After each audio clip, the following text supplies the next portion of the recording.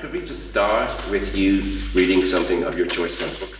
Okay, sure. Just to give us a sense of it. Thank you all, and thank you all for being here and this evening. It's a great pleasure.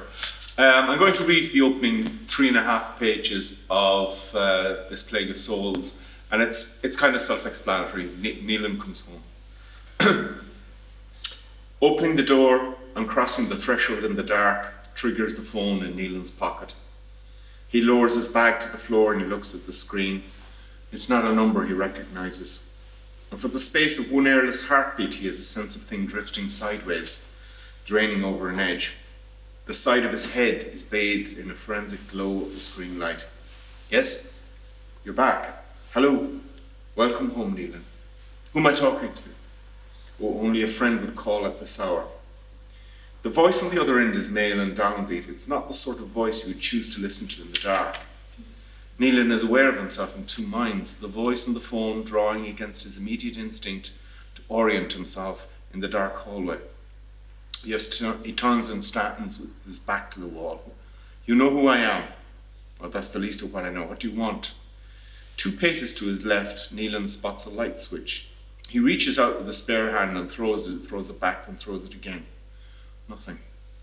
Half his face remains shrouded in the blue light. He takes 5 steps to open a door and he passes into what he senses is an open room. A swipe of his hand over a low shadow finds a table. He draws out a chair and takes the rest of the phone call, sitting in the dark. I thought I'd give you a shout, the voice says. You have the wrong number. I don't think so. I'm going to hang up. No, there's no rush. Goodbye. We should meet up. No. Not tonight, no. You're just in the door, you need some rest. We don't have anything to talk about. I wouldn't be so sure. I am. In a day or so, when you're settled. No, not then, not ever. We'll talk again. One last thing. What is it? Don't be sitting there in the dark. The main switch is over the back door. And with that, the phone goes dead in Neelan's hand. Neelan pushes aside his immediate wish to dwell on the phone call. Who's it from? What's it about? He needs to orient himself in the house, so that's what he sets himself to. After a quick scan through the phone, he finds the torch app and he sweeps the room with a light at arm's length. To his right is another small room, barely 6 feet wide, with a fridge and a cooker, shelves along one wall. There's also a solid door over which sits a junction box with a complex array of meters and fuses. The main switch is at the end, but is too high to reach, so he drags a chair from the table. He steps up and throws the switch. Light floods from the hallway into the kitchenette in the living room. The table sits beneath a large curtained window, and beyond it is a sink and a worktop with white cupboards overhead. Everything is flat-pack melamine. All these units date from sometime in the 80s. Against the left-hand wall sits a 3-seater couch over which hangs a picture of the Sacred Heart with its orange votive light now glowing beneath. He reaches out. He flicks the switch. The walls come up in a green glow against which the pine table seems warm and homely. There are 5 doors off the L-shaped hallway. The first is a bathroom with a shower cubicle tucked beneath the door and a toilet beneath and a small window which looks out from the back of the house. Behind each of the other doors are 3 bedrooms of equal size with a double bed and a built-in wardrobe. There are pillows and duvets stacked on the beds, but the wardrobes are all empty. Back into the hall. Now there's something coercive about the flow of the house, the way it draws them through it. These are doors that have to be opened, rooms that have to be entered and stood in. He catches himself looking up and examining the ceiling. What does he expect to find there? Inside the front door is a sitting room where a laminate floor runs to a marble fireplace with a low mantelpiece. To the left and right of the chimney breast, empty bookshelves reach to the ceiling. In the midst of the floor is a single armchair. It's angled towards a large television. Its shape and plain covering make it an obvious partner to the couch in the living room. Empty and all as the house is, it still has the residual hum and bustle of family life. It feels clean. It has been carefully maintained. Not the raw cleanliness of a last-minute blitz before visitors arrive, but that ongoing effort which keeps it presentable to a sudden need. Neelan becomes aware of a low vibration throughout the room, and he stands listening for a moment. He lowers his hand to the radiator and finds that the heat has come on. The house is beginning to warm up. I'll leave it there.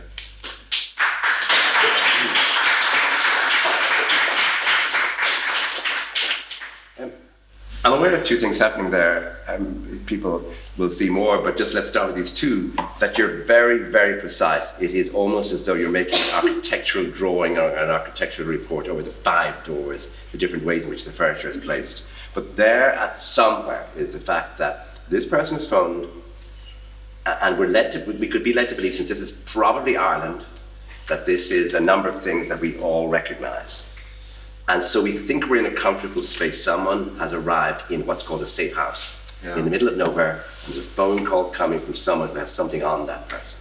And so you are setting up a sort of, in a very precise way, with the architectural drawings, but with the mystery man, it's also as though you're trying to do one more thing here to suggest this isn't what you think. Don't, please, the reader, think we're in a Provo house or we're in a gangland house. No, and you're very right about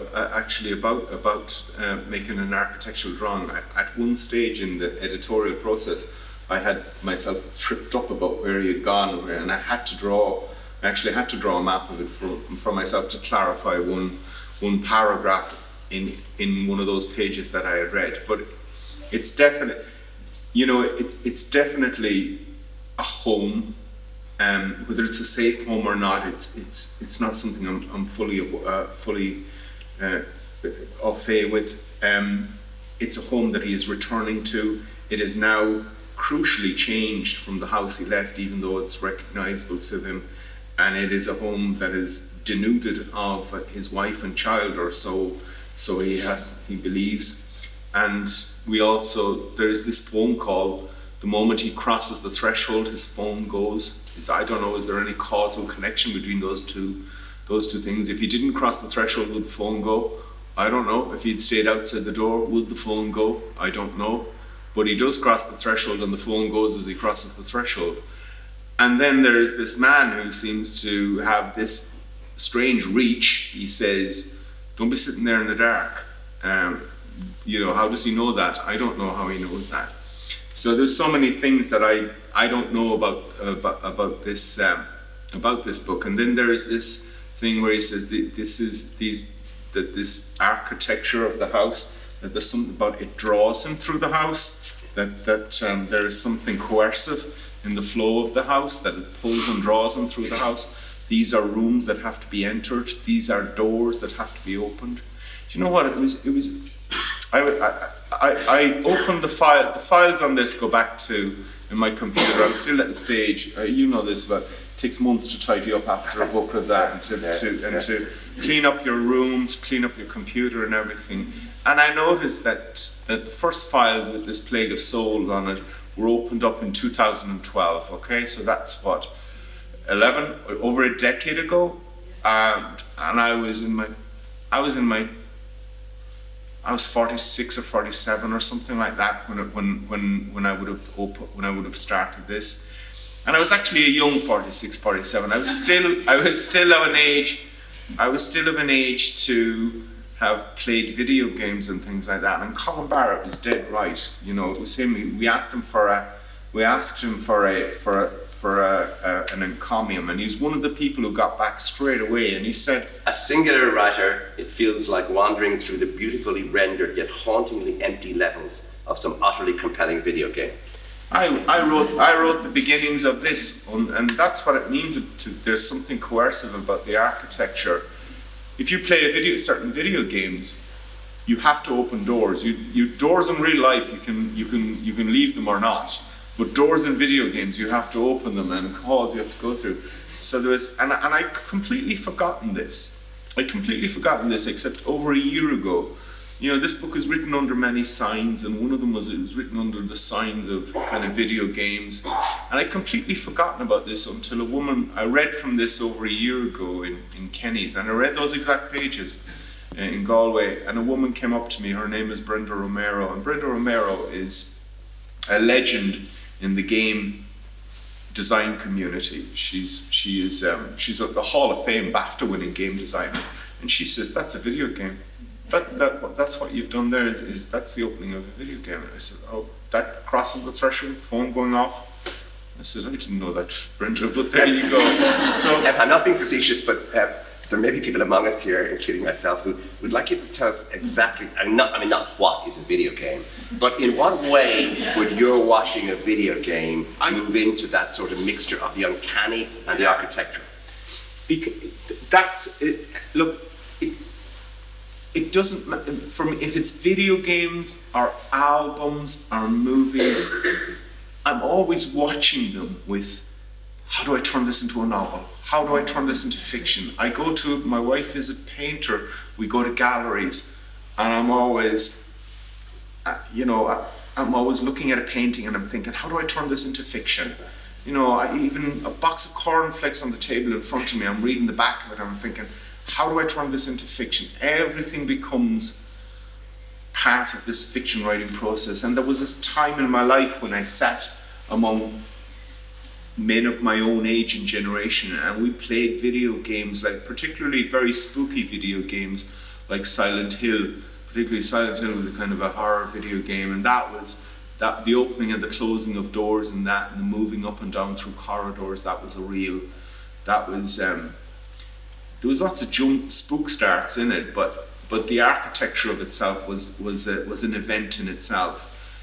So that's the beginning of the book, and I didn't know this until I spent 10 years now with this book, and I did not know how closely it echoes the opening of Solar Bones. Here's another man returned to his house. A bell goes off. It was the Angelus bell in Solar Bones. This bell is the phone, and this bell is his phone.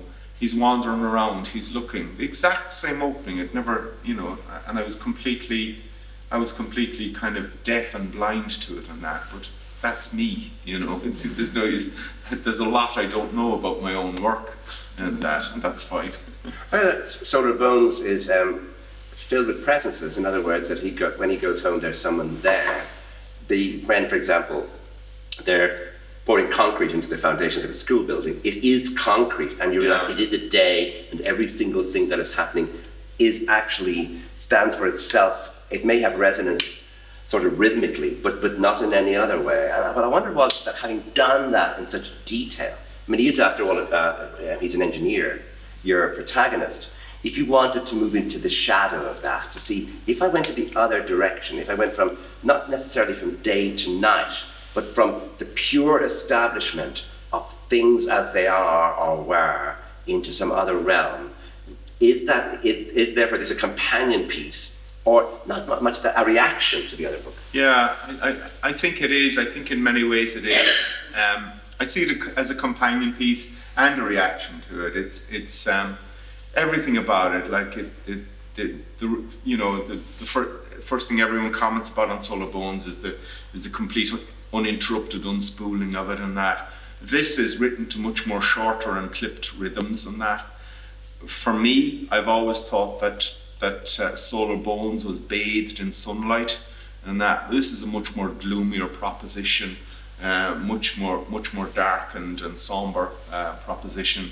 It is much more. I saw this as a piece of noir. I saw this as in portrait, where the other piece was landscape.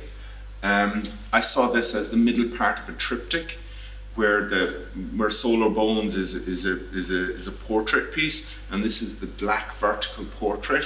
And I'm going to return to, to something. I have a third piece to do on it, and that I call it a triptych.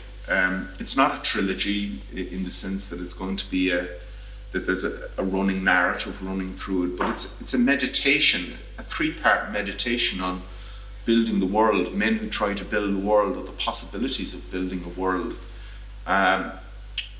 In Marcus Conway, with an engineer, and he really did build the world. He built roads, and he built houses, and he built libraries and hospitals and schools and all sorts of stuff like that. And he also built a family, and that seems to me to be the through no conscious decision of my own, my books veer towards the building and the making of family. And And this is what this book is about. It's about a man trying to reclaim and rebuild his family, partially what it's about, but this man who tries to rebuild his family. But two men, I think, it's funny, it's only when it's done and you stand back from it, you see that it's about two men looking for very different things. One man is looking for his wife and child, and the other man goes looking for God.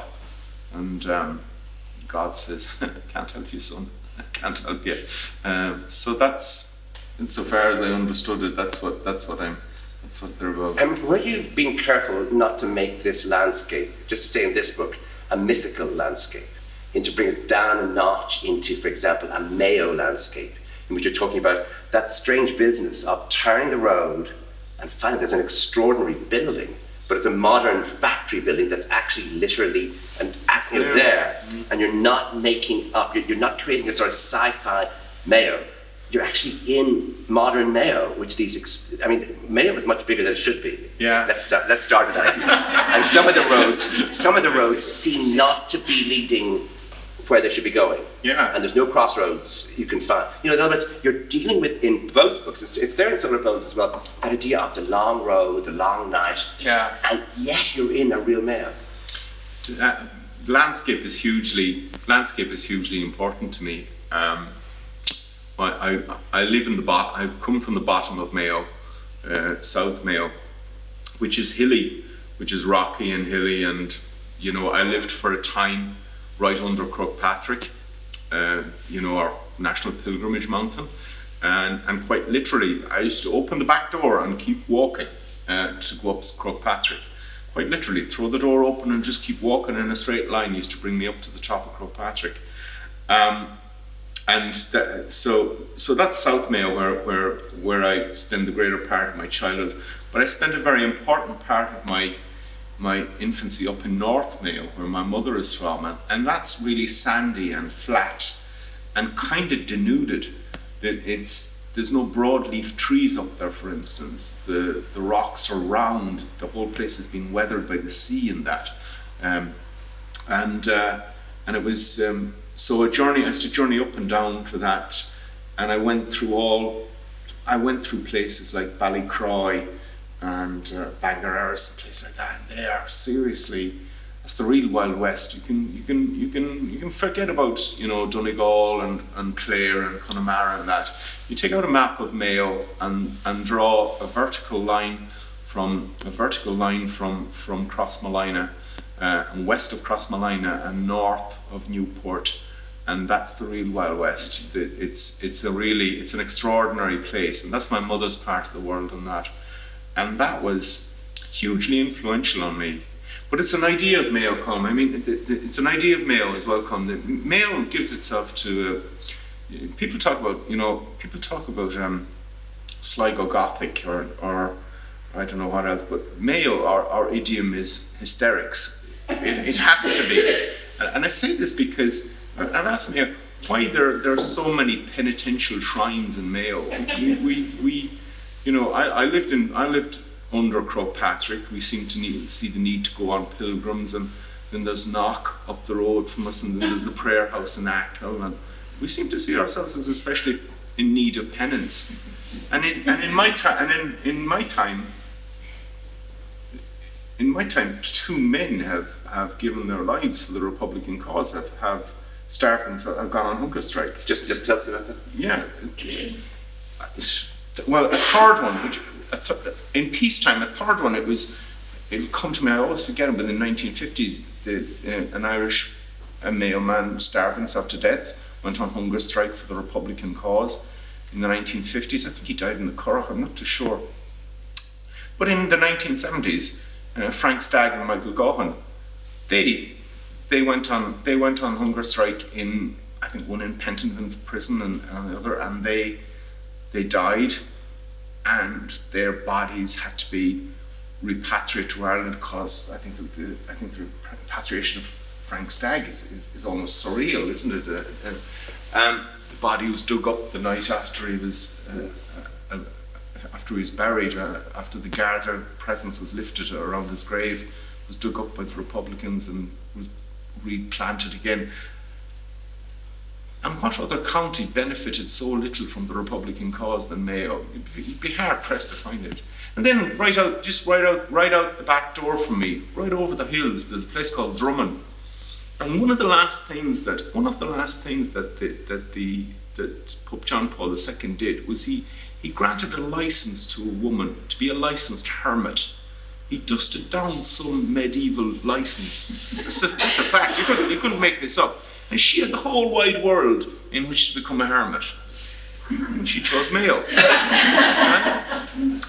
You see Maura Harrington. Maura Harrington a couple of years ago went on hunger strike for a cause. I don't know why we do that. You can go back to the 19th century and see someone like Nangle and look at his ministry in Achill and see the prayer house in Achill. All of a sudden the housewife starts speaking in tongues and preaching on the book of the Apocalypse, and that on and on it goes. This millenarian end of time thing that goes on in Mayo. I'm not making it up. But this is an idea of Mayo that strikes me. It's interesting to hear you talk about that and emphasize that. I mean, it's in the book, but when you're writing, you don't allow that sort of, say, anything anecdotal to enter in. There's an enormous control, there's an enormous restraint, but also your books, this book, and Solar Bones are written in style. I mean, it's the style that seems to me to interest you most. I mean, yes, Mayo, yes, video games, but actually there's something you're doing when you're working, which is not, I'm trying to tell you what Mayo was really like. There's no, I'm going to give you a sentence that's going to somehow enter your nervous system without you quite being sure where that's coming from. Sorry, I should ask you a question. Is this true? Yes, it is. I'm a great believer in the sentence. But I do believe actually that the book governs the sentence rather than the sentence governing the book. I will go in search of the book, and the book will come back and tell me about the sentence. I don't start from the sentence up. I know that there, people like Zadie Smith and that generation of writers in England were, almost made a kind of fetish about the importance of the sentence. I have great belief in the beauty of sentences, particularly the accuracy of sentences as well, because insofar as I have a training, it's in philosophy. And I encountered philosophy, and Descartes was my first encounter with philosophy. And we all know from our reading of Descartes that every sentence is built on the previous one. It's propositional and it has to stand square on the previous one. And you build a gradually growing edifice of thought and progression of thinking. And that was a hugely enabling model. I tried to get away from that. And that was a hugely enabling model when I started out in sentence writing. One of the things that govern the sentences in this column is part of what I do is I write out of envy and covetousness, okay? I've always wanted my own science fiction novel, so I wrote a science fiction novel. I've always wanted a noir novel, so this is my attempt at noir. It's not tough guy American noir where guns go off. It's more French existential noir where ideas are the dangerous things rather than guns and violence. But noir demands a certain rhythm and a certain type of sentence, a certain shading and colour. And in that sense, that doubles back and that governs the sentence and the style. That's what I mean. So, yeah, you're correct. Is there an element of sci-fi? Infusing the... I don't know, I am, like if you pass by the Allergan, I always think that, if you pass by the Allergan pharmaceutical plant outside Westport and you see it there and it's bathed in a bowl of light, it's quite something. Could you describe it? Yeah, it's actually a square facility, and it made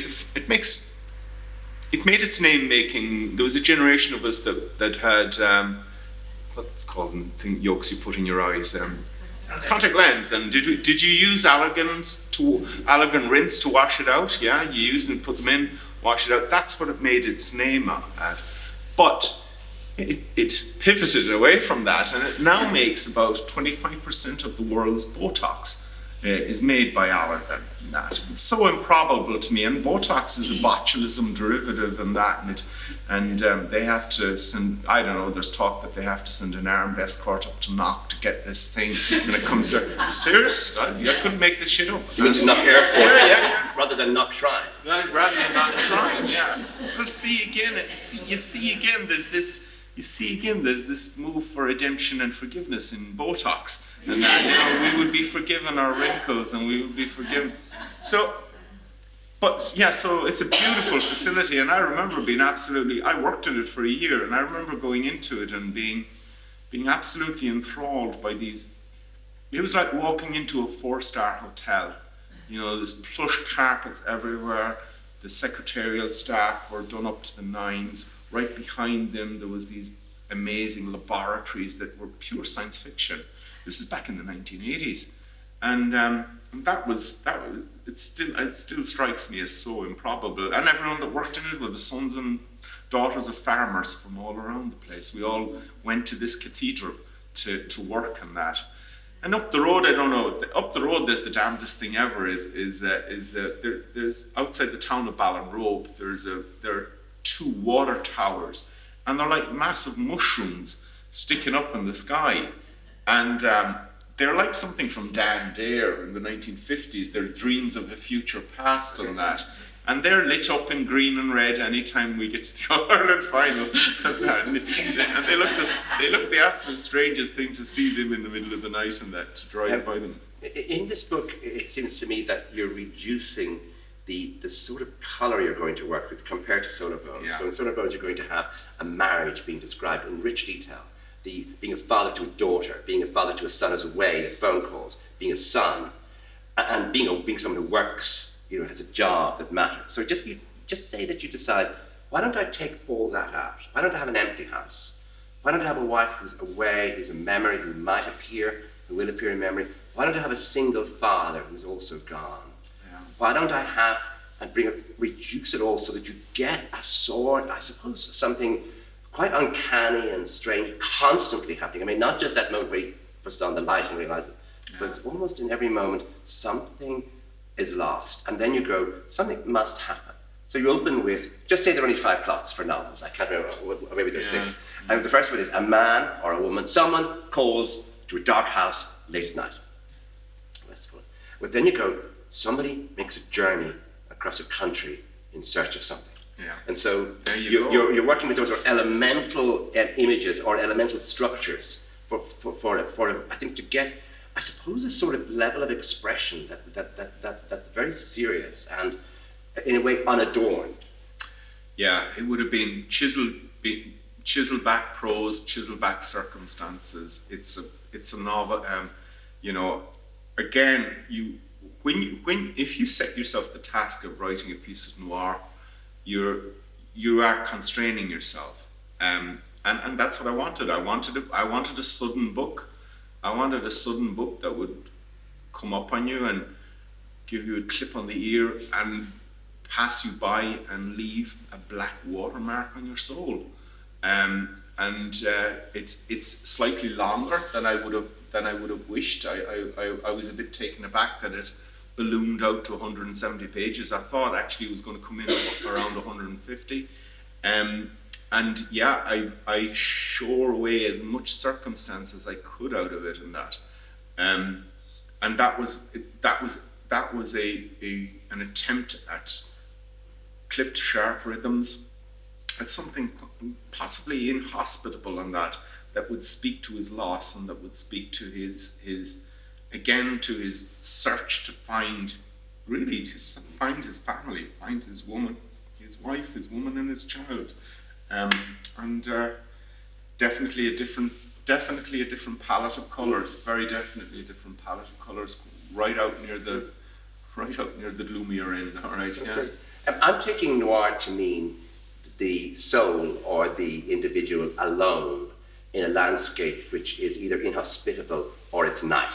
Yeah. And that something or other has occurred that may not be named, but that has frightened is too big a word almost, but has unsettled the entire the street, the world, the figure, and that therefore the novel would proceed from that moment.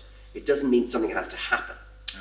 So what I'm wondering here is, can you tell me, since just take what I've said as reasonably, but I have no idea what sci-fi is.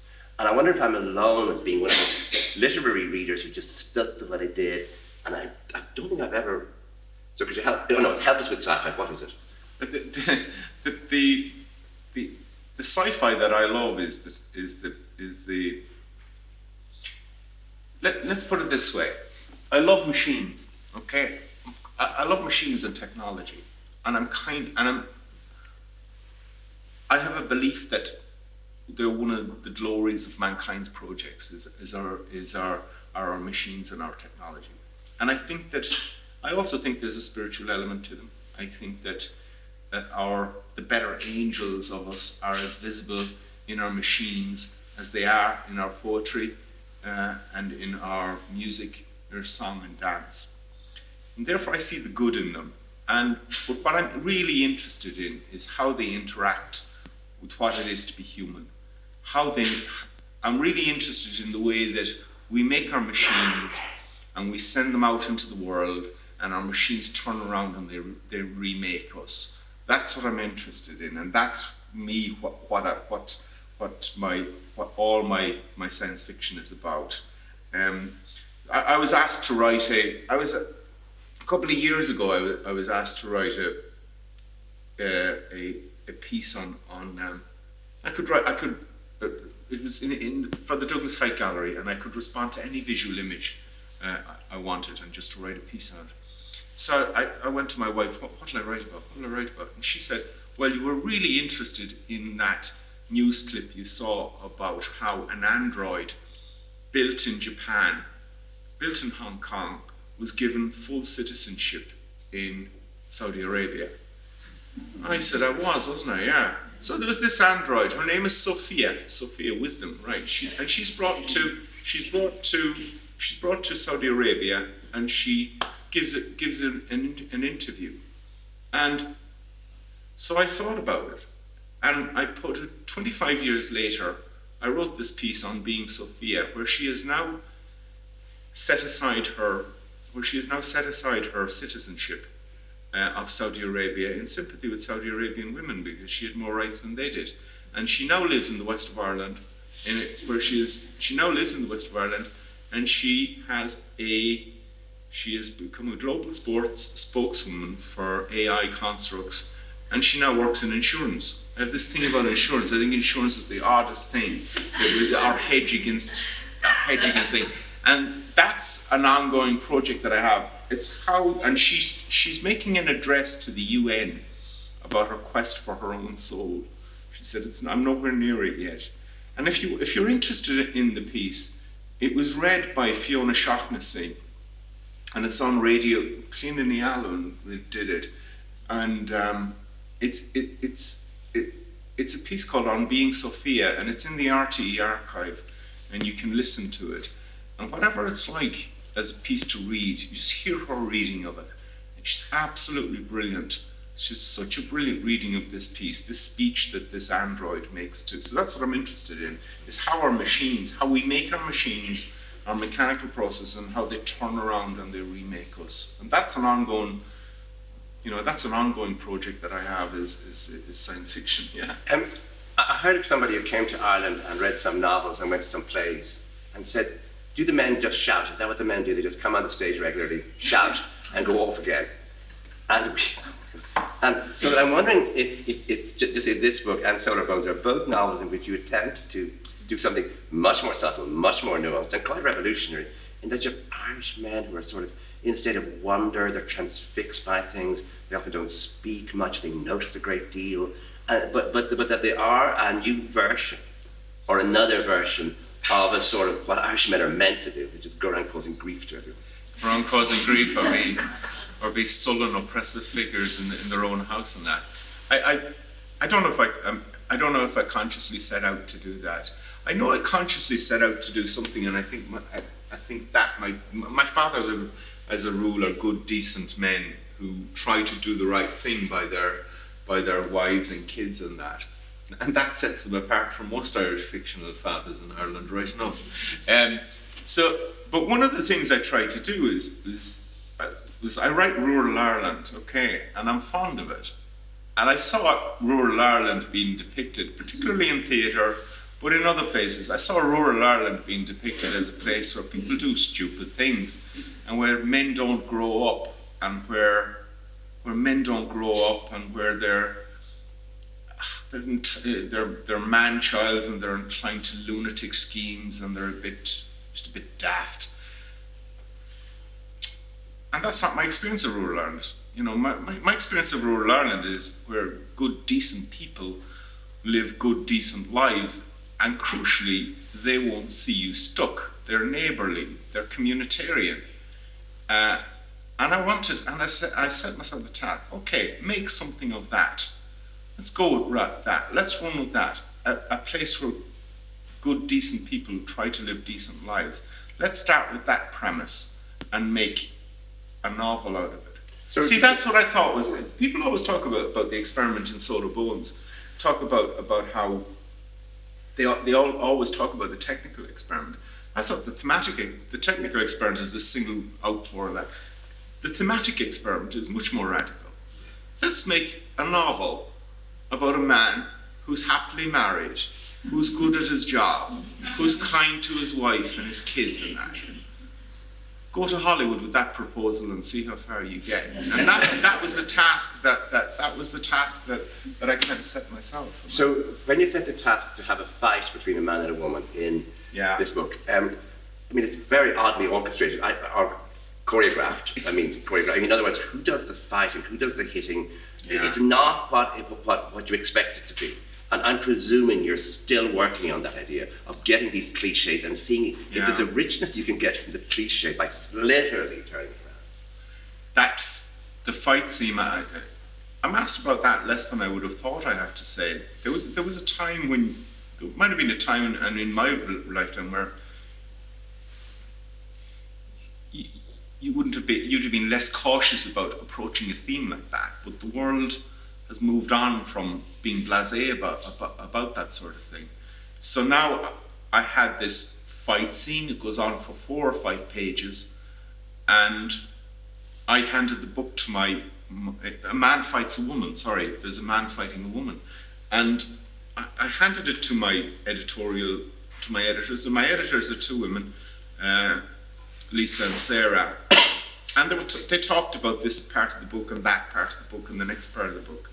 And I said, what about the fight scene? And they said, oh, it's grand, it's fine. We can see the reason for it. And if anything, it's just, as he said, it's boring. No, I didn't say that. I didn't say that. The reason, hold on a minute, because she hits him. Oh, you see, and I said, are you okay with it? And she said, and I was particularly interested in what Sarah Goff said, because Sarah is a martial artist. And she said, yeah. And she said, what I loved about fighting, she said, what I really loved about fighting, she was a Thai boxer. She said, what I really loved about fighting was that we took care of each other when we were fighting. We would step away if we saw each other getting distressed, if your equipment became loose or unhinged or something like that we actually protected each other, clattered each other, and then took care of each other. And she did not see that as an editorial intervention, but it was exactly, I think that's what I was looking for. And I went back and I just added a couple of sentences into it, because for those of you who haven't read it, this fight scene is an act of care rather than an act of violence, and maybe an act of violent care. Although I think she would dispute it herself on that. So yeah, it goes on. It's pretty long. There's an image in the book that's very powerful, which is the image of how he protects Alwyn, how he gets her home the first time. The blanket. He speaks of it. I think there's some self-mythologizing thing. He he sees the princess in the high tower and he rescues her and that. And all right, because you see, I was going to ask you, because it's the only time you get permission, I think, in the book to move into a sort of mythological moment. That's something that's like out of Grimm's fairy tales. Yeah. So I sort of wondered.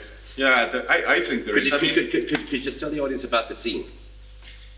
Okay, there's a scene in which he rocks up at her door. He speaks about the origin of getting Alwyn to come west with him, and she says that he abducted her. He says he rescued her. He comes to the door of her house. He busts it open. He goes upstairs. He wraps her up, and she's in the middle of apparently getting high. And we are led to believe that this is an ongoing thing. And he wraps her up in a duvet. And it's heroin. Sorry to interrupt you again, but it's heroin. It is heroin, yeah. And he wraps her up in, he rolls her up in a duvet and wraps her up in masking tape. Takes her down the stairs. He somehow has a cattle prod taped to his own hand, in which he drops 3 or 4 people at the bottom of the stairs, puts her into the back of a car, and drives west with her. In the night, she says it was an abduction. He says it was a rescue. They get home and they have this fight because she sees what's going to happen. So she fights herself into exhaustion. They fight each other into exhaustion, not into annihilation, into exhaustion, because it's important that it's a kind of a purging thing, that she will purge this filth out of herself, and she wakes up clean after 2 days of fighting with him. And you begin in an Irish cottage, which is where a lot of plays have begun, and a lot of novels, and you move it then slowly through, I suppose, mythical space, through real space that is heightened by a sort of almost a filmic way of turning corners in Mayo and seeing these buildings, and then you're moving towards a destination, which is not the Dublin that, I don't think it's a Dublin that's been described like that before. It's a sort of a strange apocalyptic landscape, that dockland with hotels that clearly weren't there last year. Yeah. And something going on in the streets, but it's not anything recognizable from recent politics, from recent history, or from what people are predicting, or except perhaps the third. It's not, and that whole section then where there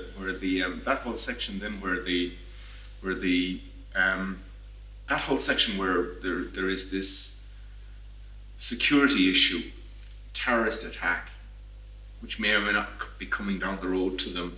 That's I try to align that up with. There's a time in the composition of the book when I try to align it up with real world events, and I stopped myself because I began thinking, this is a work of fiction. It's not a historical novel. If it was a historical novel, yes, I would sequence those events absolutely in correspondence with what happened in the real world.